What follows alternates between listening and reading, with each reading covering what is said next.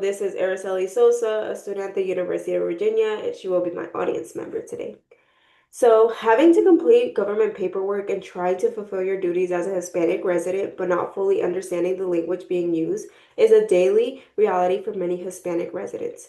An article by ABC News states that as 59% of South Carolina agencies don't offer resources in other languages, the economy could suffer.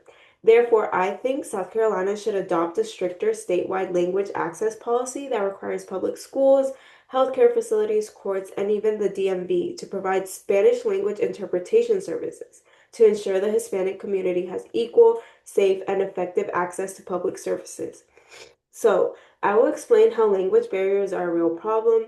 Then I will talk about how the language access plan for South Carolina and how the language barriers impact access to services in public safety and ways other states have implemented this plan more effectively. Lastly, I will talk about the ways we can implement change.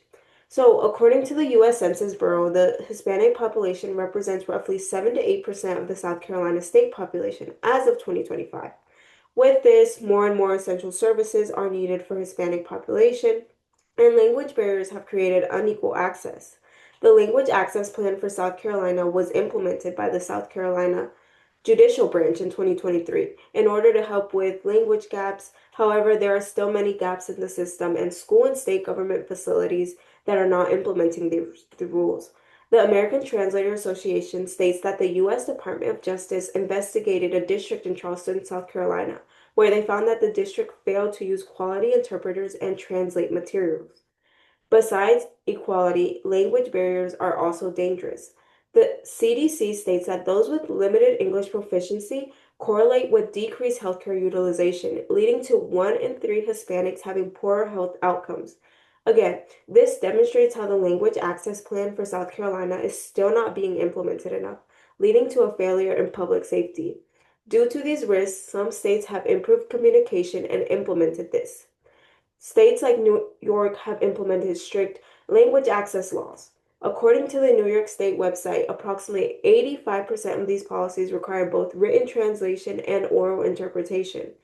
Agencies are also required to update their plan every 2 years. Meanwhile, in South Carolina, they do not do this.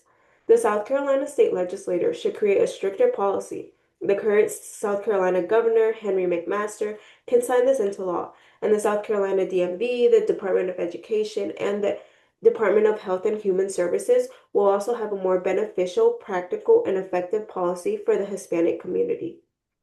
In conclusion, language barriers are a serious issue that cannot be ignored in South Carolina or anywhere with a growing Hispanic population.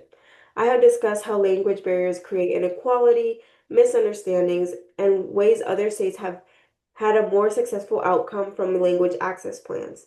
I also talked about the ways that language access plans can be improved.